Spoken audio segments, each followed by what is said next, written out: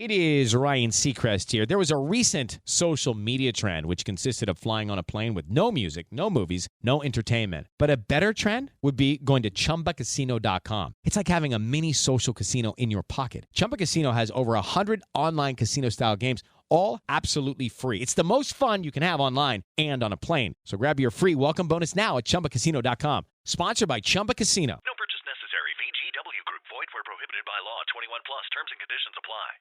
Hey everyone, ready for a deep dive that might leave you feeling a little uneasy? Oh, definitely uneasy. We're tackling Compliance, that 2012 film that'll have you questioning everything. And I don't just mean the plot. It gets under your skin, that's for sure. What's so fascinating about Compliance, though, is how it takes this, I mean, you could say ridiculous premise, prank caller manipulating a fast food manager into doing all these increasingly disturbing things. But it shows just how easily our own minds can be, kind of tricked, exploited. Okay, so paint the picture for us. We're at your average Chickwich, right? Right. Busy Friday night, and the manager, Sandra, is already dealing with a huge food spoilage issue. Oh, yeah. So not exactly starting off on a calm note. No, not at all. And that baseline stress that she's under, that's really important. It makes her more vulnerable. Makes sense. Yeah. So then, bam, enter Officer Daniels. That voice on the phone throws everything into chaos.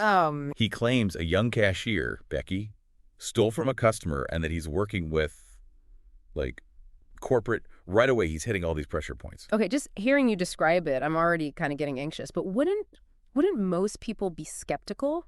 Why doesn't she just hang up, call the cops herself? Well, that's where the brilliance of the film comes in. And sadly, the reality of these scams. Yeah. Officer Daniels doesn't just say, I'm a cop. He uses specific, really deliberate language. Mentions these fake protocols, name drops people higher up in Chickwich. Ah, okay. He uses that corporate structure that Sandra's bound by to make her feel like she's trapped. So it's not just blind faith in a badge. It's about creating this whole web of obligation and fear, right? Yeah, fear of the consequences. Fear of consequences, yeah. So Sandra is already on edge, and now she's facing potential, legal trouble for the restaurant, disciplinary action from corporate. Her rational mind is getting hijacked by stress and this desire to do what's right, whatever Officer Daniels is telling her IS right. Right.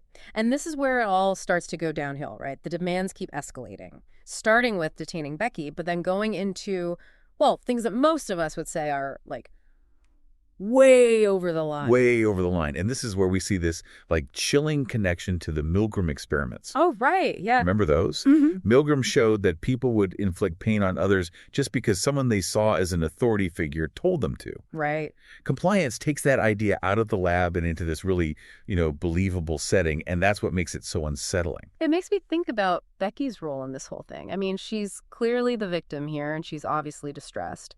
But her coworkers, they just ignore her protests. It's like they've completely dehumanized her.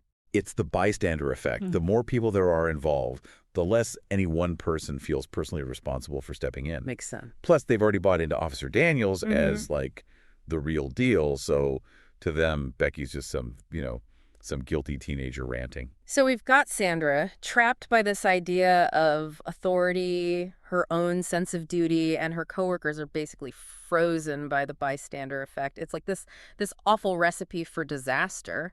Where does the movie take us from here? Oh, it just keeps getting worse. The tension keeps ratcheting up as Officer Daniels draws in more people, including Sandra's fiancé, Van. Oh, no. And this is where we see the foot in the door technique, in full force. Okay, break that down for us. What does foot in the door mean exactly? It's a classic manipulation tactic. You start with a small request, something that seems totally reasonable. Once you get that compliance, you ask for something a little bigger, then bigger and bigger, until you've got them doing things they never would have even considered at the beginning. And in Compliance, we see that play out not just with Sandra, but with multiple characters.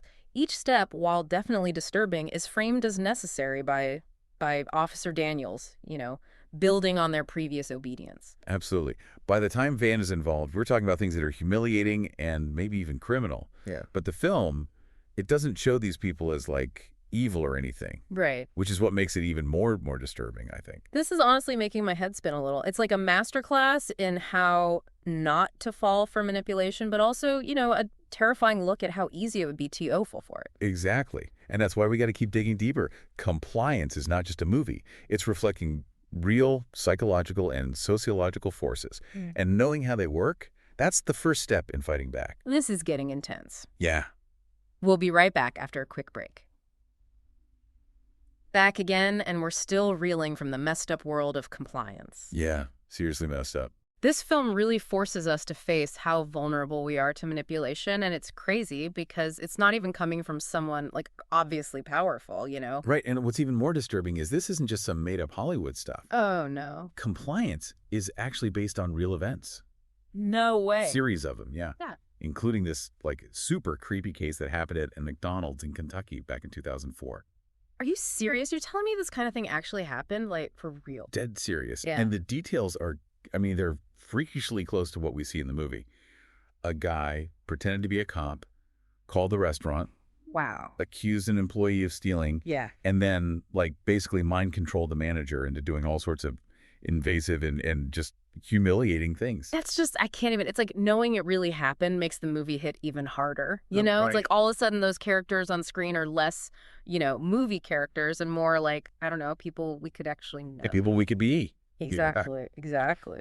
It's scary to think about. Okay, so we've got to like break this down. What can we learn from compliance to avoid ending up in a situation like that? What are the warning signs we should be looking for? I think one of the biggest takeaways, really, is how important it is to question authority. You mean like even if it's a police officer? Even then. And look, it's not about being disrespectful or breaking the law or anything like that. It's about having a healthy sense of, skepticism. Remembering that even people in positions of power, they can make mistakes. Right. Or worse, be intentionally deceptive. But wouldn't that be like dangerous? Questioning a cop? I mean, what if you're wrong and they're actually legitimate? There's always a risk, yeah. But blind obedience comes with its own set of risks, as we see in compliance, right? Sure. It's about finding that balance between, like, respecting authority and protecting yourself. This is tricky, man. It is. So how do we find that balance? How do we develop that kind of like critical thinking, especially when we're under pressure? Well, I think it starts with awareness. The more we understand the tactics these manipulators use, the more we can spot them in real life. Okay, so give us some examples. How did Officer Daniels in compliance manage to get so much control over these people? What was he doing? He used a bunch of techniques that are like textbook manipulation. First, he established his, authority right off the bat, said he was a cop, name-dropped higher-ups at the company, used all this official-sounding jargon, Right. all to make Sandra feel like she had no choice but to do what he said. So basically, he wanted her to believe he was the real deal, and questioning him would, like, have serious consequences. Exactly. He also created this sense of urgency, like pressuring her to act fast without giving her any time to really think it through. And didn't he, like, keep escalating the situation, pushing Sandra further and further out of her comfort zone with each new demand? Oh, yeah, classic manipulation tactic. It's called foot in the door. Yeah. You start small with something that seems reasonable, and once you get them to comply, you raise the stakes, little by little, leading them down this path they never would have imagined. It's just so sneaky because each step, although disturbing, is presented as like, this is necessary, Well, this is justified, and it's building on their previous obedience. Right, exactly. So besides questioning authority and being aware of these like mind games, are there any other things we can do to protect ourselves? Yeah, definitely. One of the most important is to try to get some independent verification. Yeah. Like in the movie, Sandra could have easily stopped things from escalating by just calling the police department or the corporate office herself to check if the caller was legit. Right, that makes sense. But I can imagine, like, in that moment, it's hard to think straight when you're stressed and under pressure. Absolutely. That's why it can help to kind of have a plan in place beforehand, like a mental checklist of what to do if you find yourself in a situation that just feels off. So, like, if someone calls claiming to be in charge and starts making demands, I will. Yep, exactly. Having a plan can help you stay calm and rational even when things are getting crazy. Okay, so we've got questioning authority, recognizing those manipulation tricks, trying to get independent confirmation, and having a plan. Anything else we can add to our arsenal? Trust your gut. If something feels wrong, it probably is. Don't ignore those instincts. It's like so many of us have been taught to second-guess ourselves, especially when it comes to people in authority. It's true. But it's important to remember you always have the right to say no. Even if the person's claiming to be a cop or some other authority figure, you can refuse to do something if you feel it's wrong or unsafe. That's powerful. You're saying we need to take back our own sense of agency in those situations. Yes. And remember, real authority figures will understand and respect your need to double-check or get some clarification. If they get all defensive or try to pressure you even more, that's a huge GE red flag. My mind is blown. I'm looking at the world a little differently now. That's the power of understanding these psychological things. Once you see them, you can start to break them down and protect yourself from becoming a victim. And that's what makes compliance so powerful, right? It makes us confront these uncomfortable truths about human nature and think about how we can make better choices when faced with manipulation. Absolutely. Knowledge is power, and understanding how manipulators work can empower us to make smarter decisions and live better lives. But still, that question just sits there. If we were in the same boat, at what point would we start questioning? How do we build up that resistance to manipulation? It's a question we all need to ask ourselves, and honestly, there's no easy answer. But talking about it, like we're doing now, is a good start. So having these conversations, sharing our thoughts and experiences, that makes us more aware and more prepared. Exactly. And by looking at films like Compliance, we can turn a really messed up story into a valuable lesson. We're back, still kind of deep in the unsettling world of compliance. Yeah, it's a film that sticks with you, that's for sure. It really makes you think, like, how susceptible are we to being manipulated, even when it seems totally ridiculous? It's easy to watch and be like, nope, not me, I'd never fall for that. But, the thing is, these tactics, they work because they're tapping into, our deepest psychological wiring. It's like the film's showing us our blind spots, the parts of us that want to believe, that trust authority, the parts that are afraid to make waves. Exactly. And those very human impulses, that's where manipulators find their way in. Right. What's so effective about Compliance is that the characters aren't portrayed as, dummies or pushovers. Right, exactly. That makes it even more, disturbing. I've been wrestling with this question the whole time we've been talking. Where's the line between respecting authority and just blindly obeying? How do we, build up that internal alarm system? The one that goes off when something's truly wrong. That's the million-dollar question, isn't it? And there's no simple answer. But one thing Compliance shows us is that manipulation thrives in isolation. Oh. Think about how Officer Daniels keeps everyone separated.